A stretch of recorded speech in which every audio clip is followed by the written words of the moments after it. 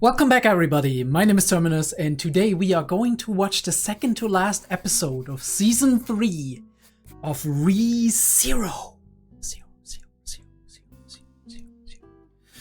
Yeah, last time we had what was, in my opinion, probably one of the best episodes of ReZero, period, but especially of this third season.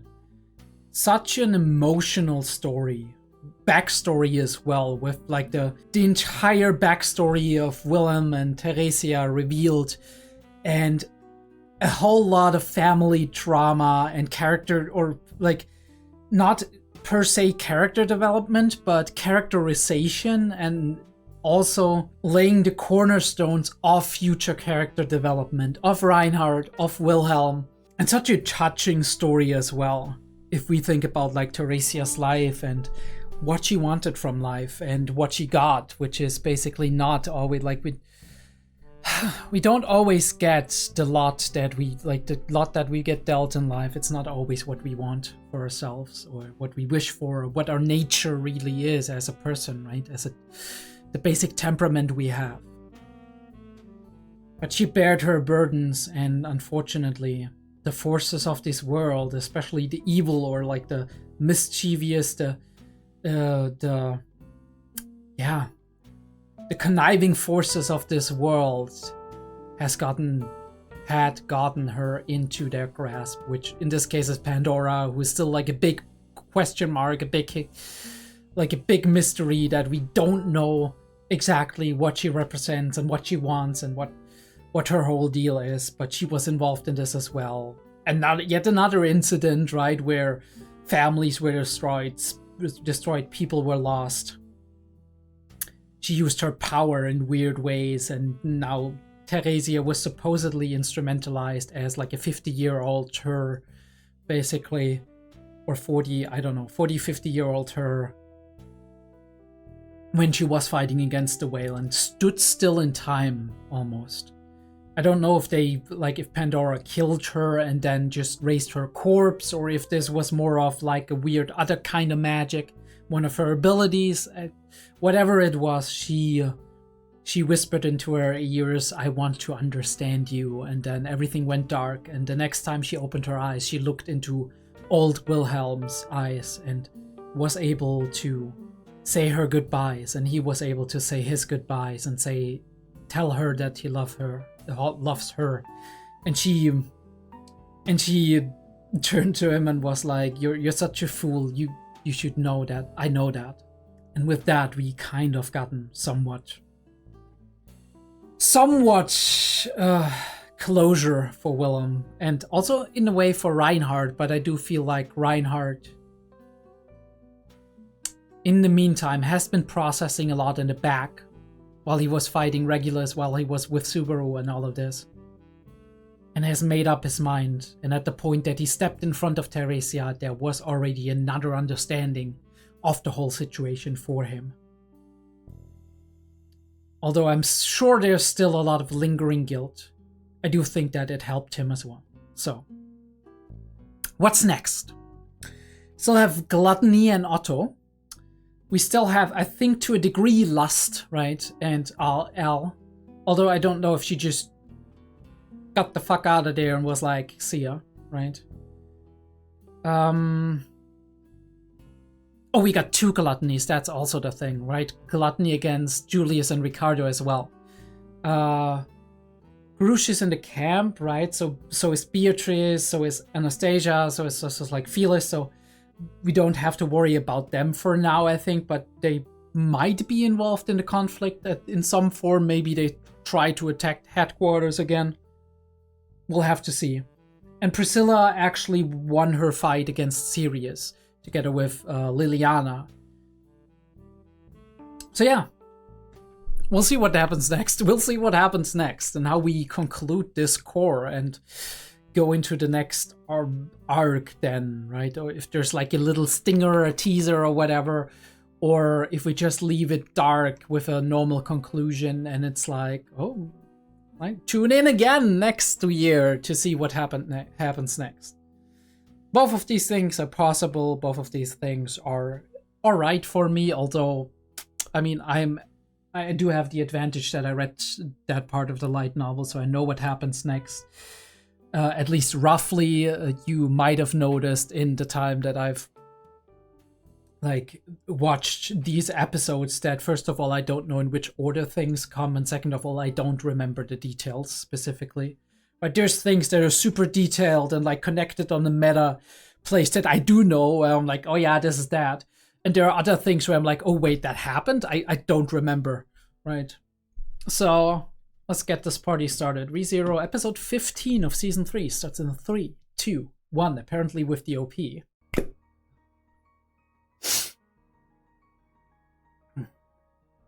I'm gonna miss this city. It's really a nice city to look at artistically.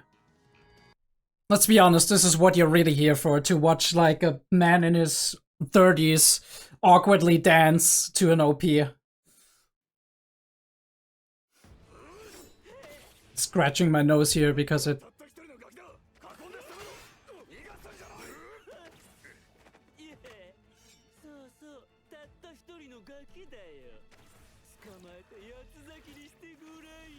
he's mocking them.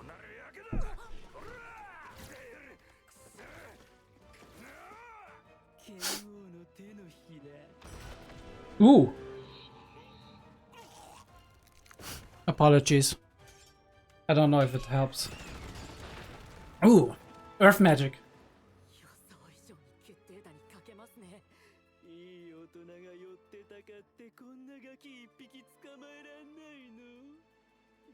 I really like the glow of his eyes.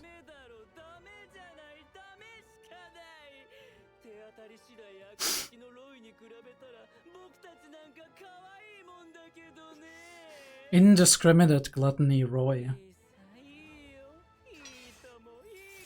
And we just go from one monologue into the other one.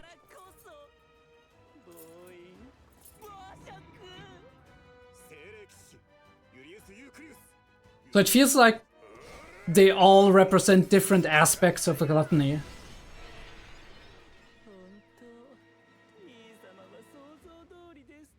Oh yeah, this is what we ended up on.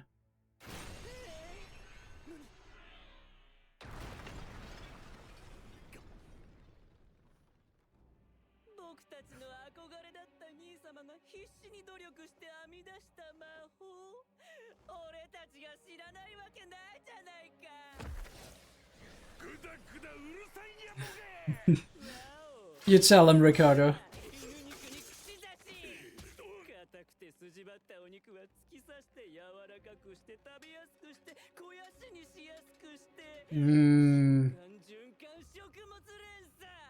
The circle of life. Oof. Yeah, he knows all his tricks.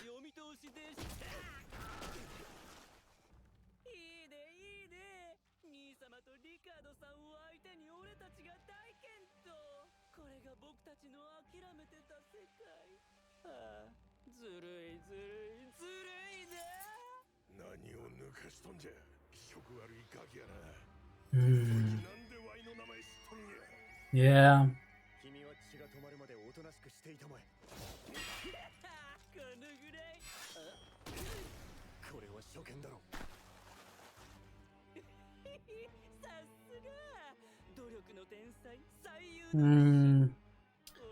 This adoration. So we don't know where his brother is. What the hell is lunar eclipse?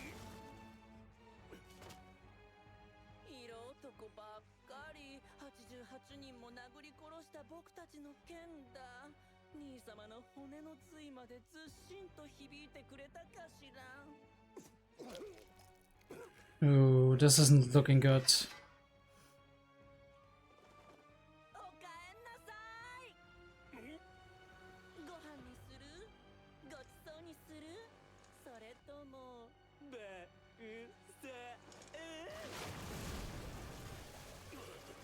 The food references are too crazy. Yeah, he's got it all.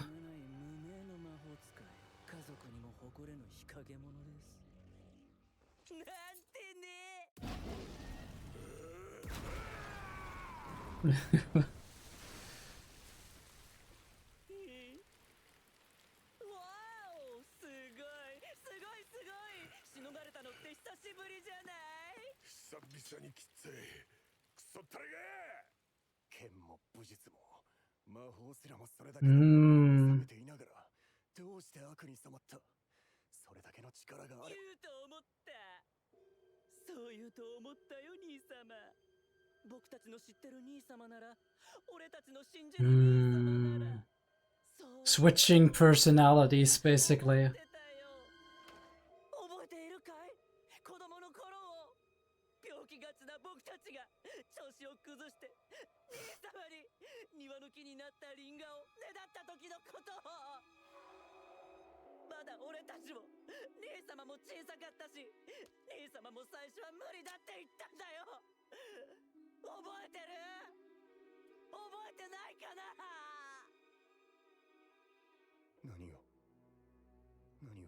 It's dawning on him a little bit.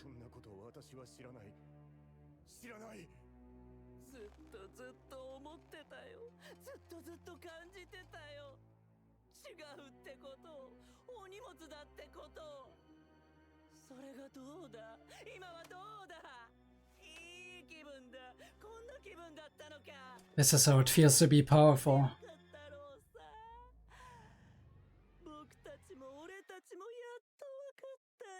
We and ourselves.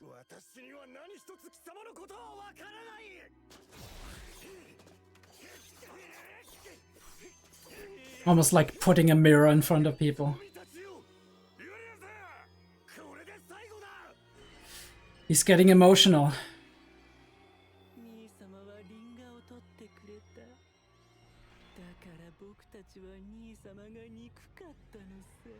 Revealing true feelings as well.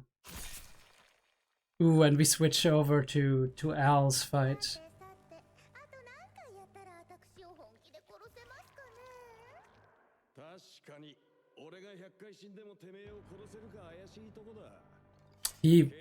What are these death references, Al?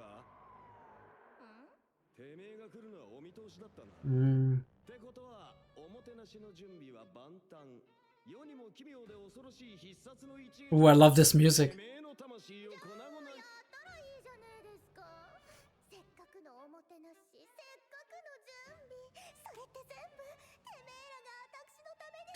Of course she likes that.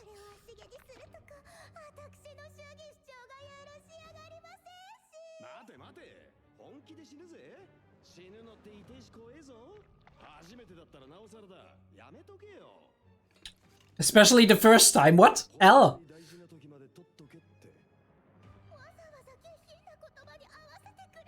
You and Subaru need to have a talk.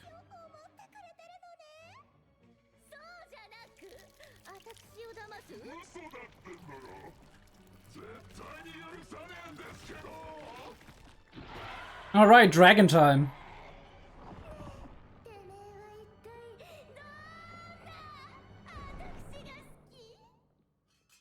Not the derp dragon.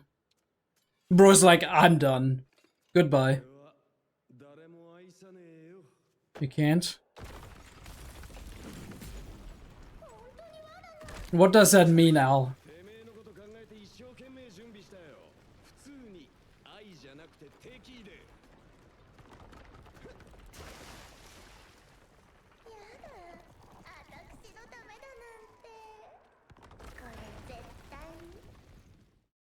But love, you do so much for me.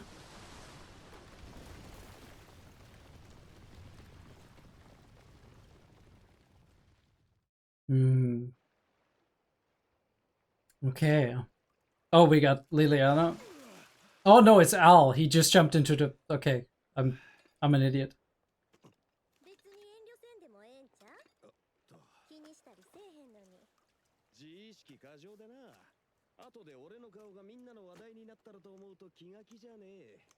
Dude, what does your face look like?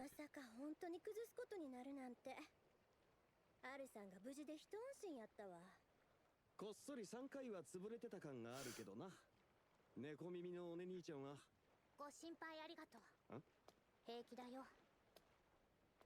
色欲は下敷きになったな、間違いねえよ。 Probably alive. そのまま死んでくれたなんて期待するだけ無駄だよね。アナスタシア様の魔法で顔が吹っ飛んでもピンピンしてたくらいだし。Dragon's blood? Question mark. だったのに人が悪いよね。ちょっと何？ Ooh, yeah, magic. 冗談やったら笑えんのやけど。あるさん、どないしたん？どうしたもこうしたもねえよ。アナスタシア方針ができねえはずのことをした。てめえは何を企んでやがる。いい加減にして。何なのこれは。おい、何のつもり？ We can't trust each other right now. 言い争ってる場合じゃないってわからない？まだ何も終わってない。喧嘩してる暇なんて。分かったから危ねえ真似すんな。なんだ、殺し合いに発展したりしねえんですか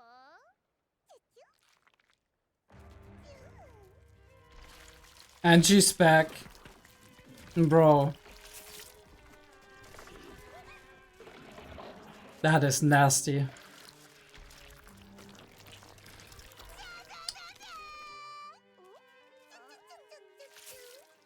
Of course they're gonna go into her eye sockets.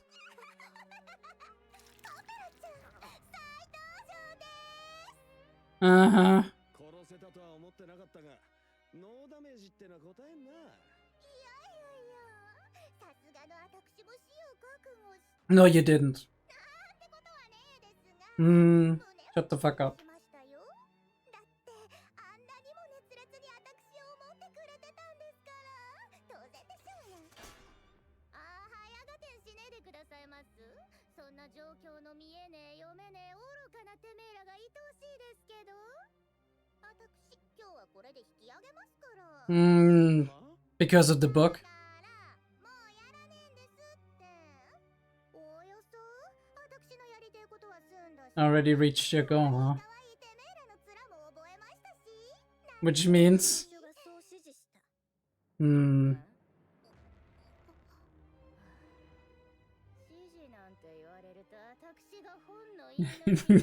Actually, you do. You kind of do.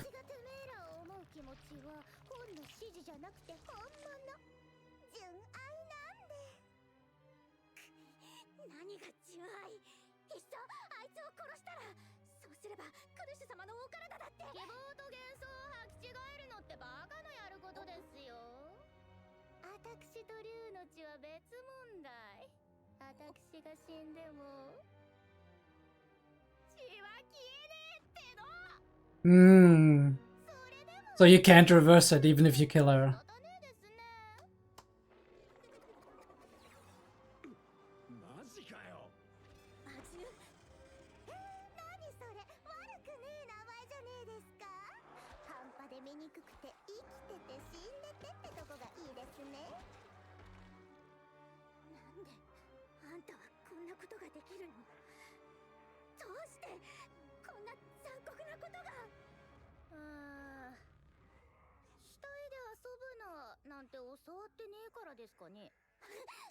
What a dumb answer.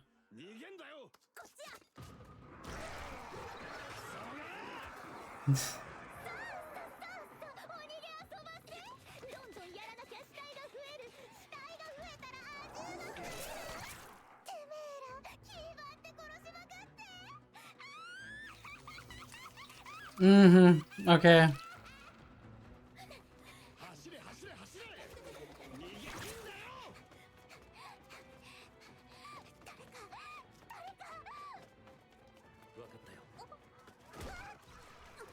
Right not? Oh yes. He's just jumping from one to the next. It was just all about getting Reinhardt to beat Regulus as soon as possible to get to the other stages.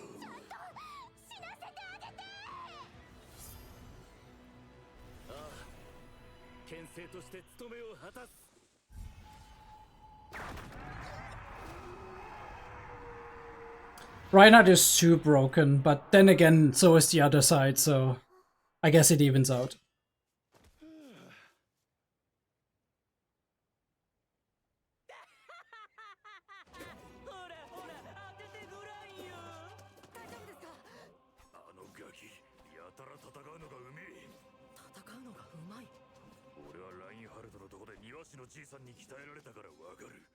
The old garden at Reinhardt's place. 長年鍛えたやつの動きだ。鍛えた動き、あの若さで暴食の滞在式、まさか食べた相手を。 Ooh, Otto is smart. He figures it out. 今の反応からして僕たちの種は割れちゃったってことかね。さあ、何のことか全く心当たりがありませんが、お兄さん腹毛向いてないね。 They didn't want to. 見る前に商人なんてやめたらどうかね。ヒックス・ハルトマン。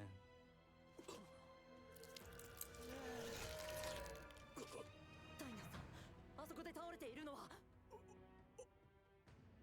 He just ate. 悲しいね。悲しいよ、悲しいさ、悲しいとも悲しいからこそ、悲しすぎるからこそ、俺たちはこの一方的な再会を耐えられずにはいられないのさ。ダイナさん、あの人は誰ですか？誰なんですか？わからない。見たこともない顔だ。見たこともない。滑稽だな、ダイナス。古い付き合いじゃないか。故郷の浄化もあと一歩ってとこなのに、そんな言い方されたら傷ついちまうだろ。お前どこでそれを。俺たちはお前の頑張りを知ってるよ。ミリアンも。 Oh, I forgot. Julius would not remember because he forgotten the brother. I'm an idiot. 運が悪かっただけさ。黙れ黙れ黙れ。お前が俺の何を知ってる。このクソゲドが。記憶を喰らいそのものの技術も習得する。これが名前をたどる暴食の権能。いいね、いいよ、いいさ。いいともいいかもいいじゃない。いいじゃないか。いいだろうからこそ。暴飲暴食。強い感情ってのはいいよね。芳醇だ。 It's the emotion. It's tasty. 甘い香りがして全身がしびれる感じがするっていうかさ。わかるでしょ。残念ですが凡人なもので人間相手に美味しそうみたいなことは思わないですかね。皆さんにお願いが。今後僕の名前を呼ばないでください。もしかするとここまで僕たちに反撃を許したことすら、あなたにとっては食事の準備を整えるための配膳みたいなものだったとか。 Otto just 5D genius. 勘のいい相手は始末に負えない。その分味が良ければ許すって言いたいとこだけどさ。ですから自分可愛さと思われるの承知で言いません。僕の名前を呼ぶのは絶対に。悪いな兄ちゃん。そもそも俺は兄ちゃんの名前とか知らんよ。Oh, by the way, I'm just. 内政官だの。俺も名前の方は失念した。はいはいはい、そうですよね。別に僕ないですし、重要人物ってわけでもないですもんね。やったー。ダイナスとガスト。 I'm sorry, Otto. 悪くはないけどメインじゃないんだよ。フェルトちゃんが逃げてお兄さんまで食いそびれるってのはちょっと無理だよな。ルイにもボロクソ叱られちゃうしね。また知らない名前で嫌な予感がするな。いいですか皆さん、手で触って食べる。触れられたら終わりだと思ってください。ご丁寧にお待ちいただいてどうも。行儀がよろしいんですね。 Table manners. 美食家の常だよ。 Mm-hmm. 食のこだわり、それが人生を豊かにするから。 Does it now? それじゃあいただく。 Yeah, of course, itadakimasu.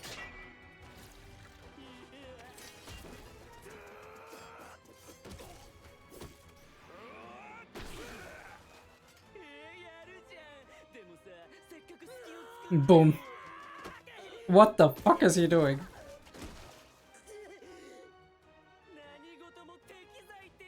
It's interesting because he only ate Rem after she introduced herself. それを無視しちゃ台無しだとでも。わあ、すごいじゃん。Oof. As I said, Otto is just too smart. 今回も不意打ちになったはずですが But he's strong, obviously. ひどいな。僕たちの一丁らが台無しじゃないか。その傷が今あなたがそうなってる理由なら同情とかしちゃうわけ？安っぽいねお兄さん。だったら名前教えてよ。まあ聞く方法は他にもあるんだけどね。一本ずつ行こうか。いただきます。Ooh, まだ and 全員テーブルについてないのに食事を始めた。 Whoa. 礼儀知らずなやつなのよ。 He forgot something though, right? Not all of it. Ooh, Beatrice is here. But how large is their magic capacity? 指は大丈夫かしら。歯型はついていますが。そう。ならこんなクソガキ、とっとと片付けてスバルに抱っこしてもらいに行くのよ。そうですね。助かりましたベア。どうしてベアトリス様が外を出歩いていらっしゃるんですか？あれだけ堅くなに禁書庫の外へ出ようとなさらなかったのに、お食事の時や大精霊様とご一緒の時以外は、例外もあったんだったかな。わかったかしら。そういうからくりなのよ。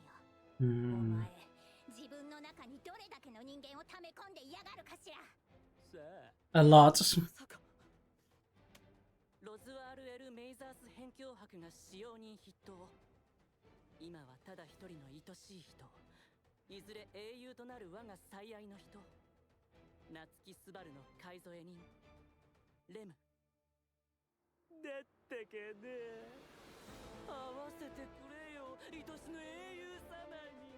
俺たちの英雄が僕たちを裁きに来てくれたはずなんだよ。この暴食の滞在司教ライバテンカイドスをさ。こいつは Yes. スバルに合わせるわけにはいかないのよ。こいつと会えばスバルは傷つく。Hmm. 取り返しのつかないくらい。だからここで僕たちだけで仕留めましょう。Ambitious, but okay. It was ReZero, episode 15. Mostly focused on gluttony. Very interesting, very cool. I don't know if I have much to talk about. A little bit something, right? About emotions and people and how to... I mean, it's very interesting, right? If you think about it. Why does it affect us so much, even though we don't remember, right? I mean, and of course that is a 100% hypothetical scenario, because that is never actually the case. But let's, boom, get it on the screen. Nope, sorry. Let's, boom, get it on the screen, and then turn it back. Through all of this. We had a little bit of lust, but we talked about lust a lot in the past. Animation decent, of course, and very, very serviceable, definitely. Right, we have a lot of cool like action shots coming into the frame between two enemies, taking over like most of the screen. That is a really cool because his presence is so high here, right? And he's so close to the camera. But then we swoop in and try to get him. But he is so acrobatic, so just like almost weightless, right? And mocking and just super fast. Fist King's palm, right? Boom. Down with you. Lack of finishing blows. He wants to savor the meal. He wants to set the table. Right? Everything is food metaphors for him, right? Everything is eating metaphor. Of course it is, but it's like the way it's being crafted. It's the way like the it's the way the dialogue is being crafted, the way he says it, right? The way he almost poetically and repeatedly goes into the same kind of thing. And every one of them have different patterns, because like he is all about savoring a special meal, I feel. He's got Rem, he wants Otto, he wants Utter, right? And he's all about, okay, just like the fact that it evokes a lot of emotions is making it extra delicious. And then he's talking about indiscriminate gluttony, Roy. To which we actually change over to Roy, who has a complete or a slightly different speech pattern, where he's like, eat this guy, eat this, so, right? He's like always saying, that's good, right? It's great, it's good. And different variations of that. And he is all about eating. There's no distinction. There's no let me savor the meal. There's no let me look who is the most worthy to be eaten. Who can we prepare? Because like Lei earlier was talking about letting somebody get away because later on it's going to be a tastier meal. While he is just all about let me eat. Let me eat them all. Right. And we are like, look at that. It almost looks like, yeah. We have that like, it's his brother, but I didn't remember that Julius can't remember his brother. Of course he can't remember him if he got eaten completely. Here's the thing though, right? Here's the interesting thing. Beyond like just the lyrical playfulness of writing dialogue that is all about being mad about one thing, in this case food, in Regulus's case greed and himself, right? But beyond that, which is in itself already super entertaining, and beyond the very decent animation of just showing a cool fight and the intense shots that we see here, we do have a situation in which you are fighting somebody and he's constantly mocking you with facts about yourself and talking to you as if he really likes you and if he is familiar with you and as if he's somebody close to you. And that is inherently creepy, isn't it? If they know facts about you that you feel like they might be true, right? Like deep on the inside, but you can't remember them. That is incredibly unsettling, isn't it? Especially if you know the power of gluttony and you think about the implications and you're like, what have I forgotten in my life? Who have I forgotten in my life? That I should be remembering. A person that's really close to me. Did I have a brother? Because these things, they define you for who you are, right? And so they're I think like my theory in this specific scenario, which is 100% hypothetical because it doesn't happen in real life, aside from a couple of cases that I can think of that we talk about in a second, but I can think about this being incredibly frustrating and disheartening and sad, and like that I feel like I should be remembering integral parts of my life that I don't remember, right? And then you start becoming unsure of yourself. And you start feeling like you are betraying the memory of the people that you can't remember anymore, right? And there's moments within you that define you as a human being. And you as a human being are still the same, but those pieces that made you who you are kind of lost to you. So there's this incongruency, right? This pattern that doesn't match, that you feel like you're missing an integral part of your own nature, right? Like you're acting in ways and thinking in ways that feels natural to you, but at the same time, you can't logically explain why you are the way you are, which is something that happens a lot to human beings, which is often a cause for soul searching, right? A cause for going deeper into yourself and finding out why you do the things you do and why you act the way you are. But you at least have a general sense of why that is, right? You at least feel like if you look deep enough within yourself, you do find that out, right? If you look long enough and deep enough. But here you have the feeling that all of these things, you're not able to find them, right? It's like a very, very precious thing to you, and it just disappeared. Now, there's one scenario that I can think of in which this could be applicable. Dementia. Alzheimer's, whatever you wanna, right? Like, Alzheimer's is a form of dementia, right? It's like categorized as one of the dementias. We got like frontolateral dementia, we got Alzheimer's dementia, we got, I think, Parkinson's dementia, and there's, I think, one more that is in there somewhere that I forget from the top of my head. But imagine you're living your life. You always had a good memory, right? Or a decent memory. You have friends, you have loved ones, you have people important to you. There's fruit fly, whatever, yeah, right. And it was sitting on my fucking banana. Pause. That's not what I meant. That's not what I meant. And you know that's not what I meant. But your mind was going there anyway, I know that. Yeah.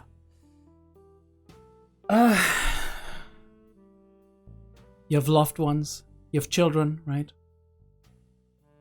Extended family, husband maybe, wife.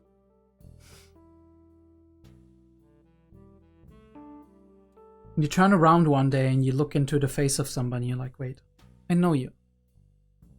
Haven't we seen each other?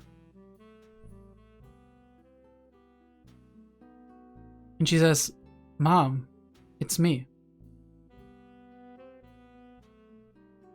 Dad, it's me, right?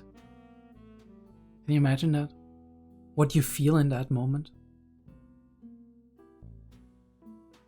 And there's like something to be said about people who use this insidious thing, this insidious method, to actually get old people to give them money, right? There's a bunch of like people like that out there, and shame on you, but let's push that away for a second, right? And just ruminate on that. Ruminate on the emotional impact of somebody looking into your face with sadness, with worry,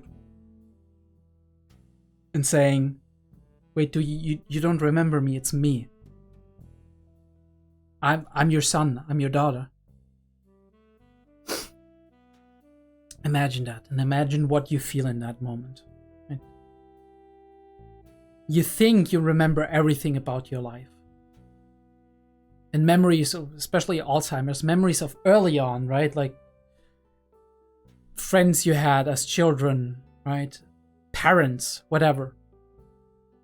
You remember that vividly. It's like it happened yesterday.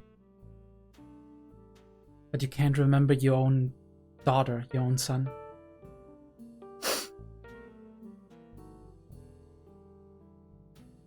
Things in your memory, they're here one moment, the other moment it's gone. It's like you're disappearing slowly, right? It's like a piece of yourself is taken away over and over and over again, and you don't know if you're gonna find it again. And this is what gluttony does to these people, right? When they eat their memories of other people, right? When they eat the existence of certain people. Now reverse the whole thing, right? Think about the fact that you are that son or daughter. And you meet your mother and she doesn't remember who you are, who even her husband is, who you are. She's caught in the past. She's talking about children, right? About people who have been long, right? Who've long died. Their peers, basically, right? Who died 2 years ago. And they're talking about them like they're a young kid.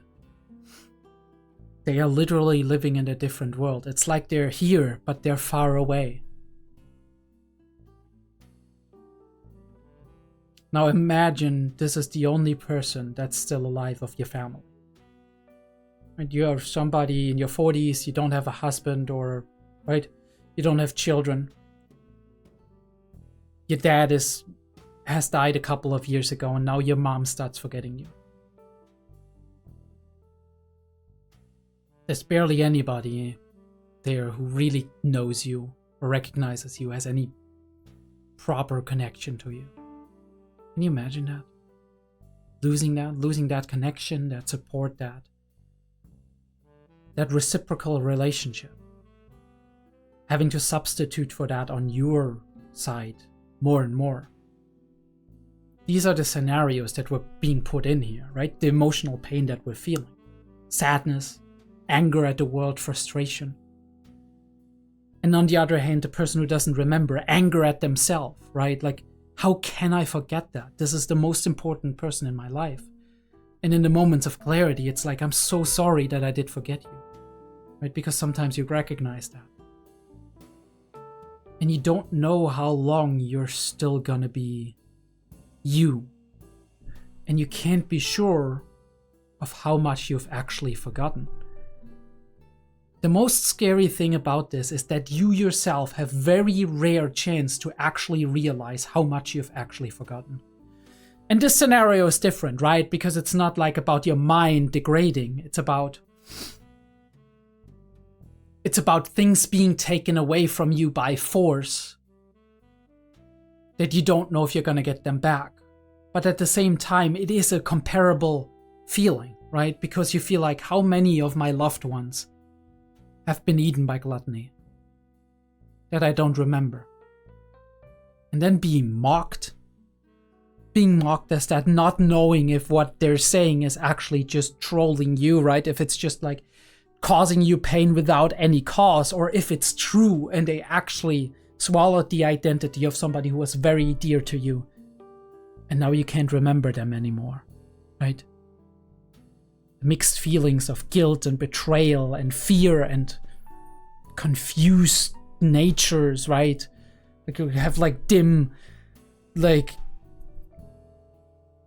very, very washed out perceptions, flashes that come in your mind, but nothing's to hold on to, nothing to really grasp what it is you've forgotten, right?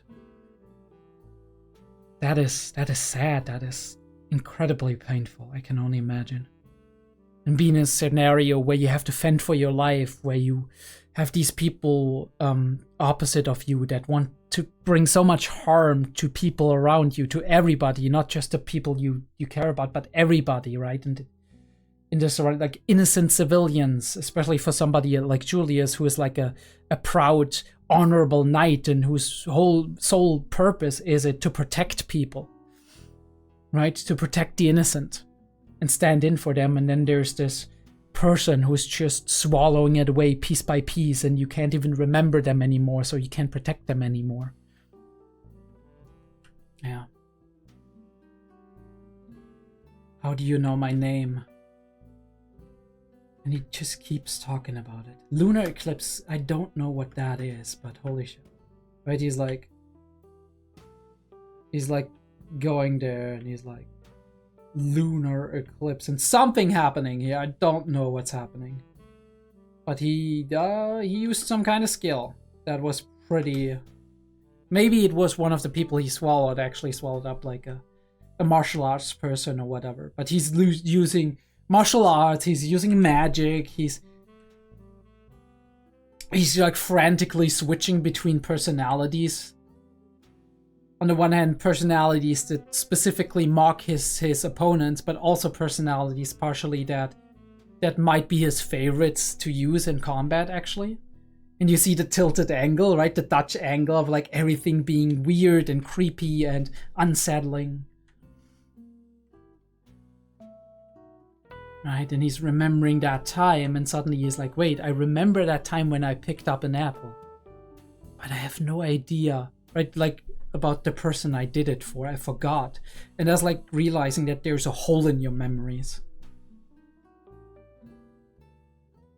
And meanwhile he's talking about maybe partially the thoughts of the person he swallowed, right? Like the inferiority complex his brother had, who was always weak and sickly as a child. towards Julius, but also the reverence that he put into his brother because his brother was so healthy and strong and always there for him, right? So we are actually dealing with issues within those families as well, right? We're dealing with issues these people never talk to anybody about. Rem too, right? Rem with Ram, right? With Ram's, her whole complex regarding Ram and her like love for Subaru. There's all of that in there. Subaru being the only person that literally remembers these things because somehow the power of like the sins, or I don't want to say the sins because Regulus could have killed him, I think. But this specific power not applying to him for some reason or another. How many more times will it take? Yeah, and he's like, we thought of that. And you like, all of it is interpreted like, you for me? What can that be but love, right? I don't want to talk much about because we talked about it before, but her body horror plus like obsessive lust / love component is insane.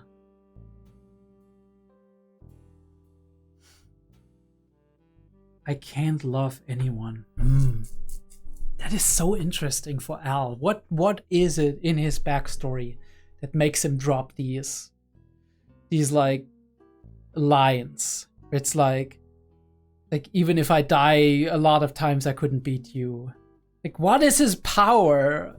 Because he has some power. We just don't know what it is, right? I mean, I think he has some. He could also just not have any, but we know he's isekai, and we know he's not telling us everything about who he is and whatnot. So there's like this mystery component where everybody's like, bro, you're dropping weird hints, right? That sound a lot like what Subaru is experiencing. You need like, and you can talk about it apparently. Maybe you should talk to Subaru. Maybe you should be like, hey bro, look, right? Let's exchange some information. Although I don't know how much Subaru can actually talk about it, of course, because Satella and all of that. But I mean, yeah. And Al knows that he's like that Subaru's isekai too, so I don't know. But Al remains a mystery throughout all of this. And he never shows his face, so either it's disfigured or it's something like that people would recognize. Maybe he has been like isekai before and was notorious or something, or like some strange reaction to that must be like, or he has a complex about his face. Maybe he's ex-Yakuza and has tattoos or whatever. I don't know. I mean, it wouldn't matter in this specific, like, in this world, but I don't know.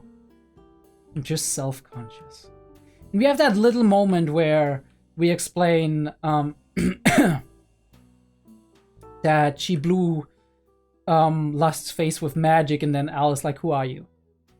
So I assume what this means is Al thinks or is convinced that Anastasia can't use magic.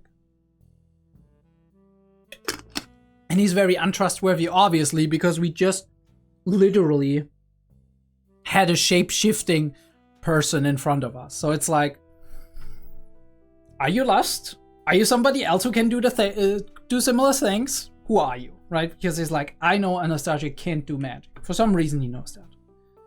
What's your game? Right, and Felis putting himself, and his emotions first, and just walking into that sword. Let's not start with the rat and the absolutely disgusting bones reforming. Like, holy shit, they really went all the way out to go like on that body horror angle, and we keep shaking the camera in kind of like a round way, and then we imply we show from the back how the rats are crawling into the eye sockets, which is not a fan of rats anyway. So, and we talk about the gospel. Look at this shot, right? Like, it's like, once again, she has a dominant position, right? She's on a hill, basically, right? On a rock, standing and towering over them. And she's like she's having this heavy weight on all of them, and they're standing all kind of like very crammed into one corner, trying to defend themselves. Talk about the gospel for a second. And she is clearing up some issues for us that she wouldn't have had to, but now we know more, obviously, probably to increase our despair. Because she's like, even if you kill me, even if you manage to kill me somehow, the dragon's blood's effect are still gonna be there, right? This is not a thing that's reliant, like that's connected to lust, I guess, as a power. Or at least it's not connected to me being alive or not. So I'm like, oh boy, so what do we do? So what do we do? Our solution doesn't work. And here we run away, basically. And Felix calling thinks, someone please help us. And Reinhard hears the call. Very interesting how we don't show his face. It's almost like he's shaken, but he's trying to remain calm for everybody else, right? Like we don't know what his emotional state is. Alice breaks down, he's like, finally somebody took over. Yeah. And we figure something out, that he needs to know the name to actually swallow it, which is very interesting. But I don't think he needs to know the memories, and that's interesting. He can swallow memories, although I don't know how that interacts with the name, because wouldn't he know the name if he swallowed the memories? Maybe he wouldn't. But either way, he swallows them. He can't swallow the memories, but he can't swallow the name. So he needs to know the name, but obviously, if he swallows one of the people that are kind of friends, he would know the name of the other friends and would be able to swallow them. So there's like, the more people he swallows, the more he's able to exercise his power, basically. Yeah, excellent framing, right? The two of them, like, right, the sword right in front of his face, almost like he's being threatened. Otto to the side, right? Both of them separated, kind of, and him being like Gluttony being out of focus, while Otto and our other guy, Dai, whatever, are in focus here. Again, dominant position, right? Looking down on us, basically, while he's talking to us. Metaphorically, right? He's not looking down on Otto, but like, this is what it's implying from like a visual standpoint. And taking over most of the screen, which is also like dominant and like powerful in this situation. Having the upper hand. The glowing eyes are a nice touch to like both kind of almost a metaphor for his lunacy, but also for his dangerous nature, right? And also his supernatural nature in kind of a way. See, and this is the reason, right? I can't think of people in terms of how delicious they are. Otto just figured something out, and now he is the one who is kind of leading the conversation. So now he is the one who is the biggest in the frame. He's the one who is the closest to us in the frame, taking over the most space. Extending his arms like that to make his wingspan larger, right? So he's like establishing his presence in the scene. Right, and this is when he realizes it. That is the moment. When the tide kind of turns. Not really, but a little bit.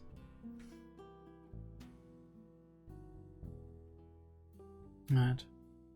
Still got the tilted angles because it's a tense situation. I find it really cool how we tilt back and forth. Otto tilted this way. Well, on my screen, tilted this way. And wait. No, we do have that somewhere. Right, him tilted that way, Otto tilted this way. Interesting. How we kind of just reverse shot that and placed them at opposite tilt angles of one another. Ooh, what is that? Squishy animation? It felt like it. It's almost like the cape is an extension of him. So fluid. Otto, I'm sorry, but you're out of bounds. You lost a sumo match. Yeah. Not that easy. gonna offer sympathy?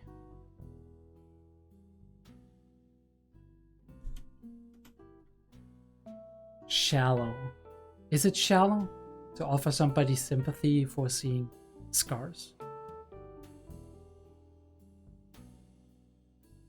A hideous banquet.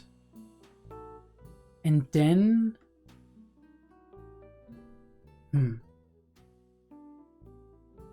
So what we're seeing here is how hideous, which is too specific kanji. It would be really cool if some of you can tell me what kanji those are. Is being removed. So hideous as a word, right? But also hideous probably as a name. Also rip to whoever is called that. Or maybe two names, right? Or two concepts or whatever. He's forgetting them.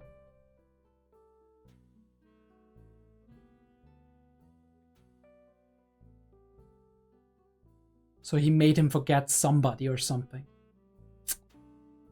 And Beatrice in for the rescue. And obviously as Beatrice comes in, we tilt the angles again and trigger Rem. To which Beatrice says, this is the one person that we can't let Subaru meet because he's gonna hurt when he sees him. And if we're not able to take him down, he's gonna suffer even more, right? And maybe he even is in danger of being snatched himself. So that's not what we want. We need to defeat him here. Ambitious. I don't know if they're able to do it, but maybe they are. We'll have to see about that. And with that, we bring the second to last episode of ReZero to a close. I do hope that you enjoyed this. I definitely did. It's very much a shame that it ends soon, but it's also great to look forward to what they cook up for 2026. Holy shit, I was just 10 years in the past. 2026. We'll see. Like and subscribe for more content. And yeah, check back in soon. I'll see you then.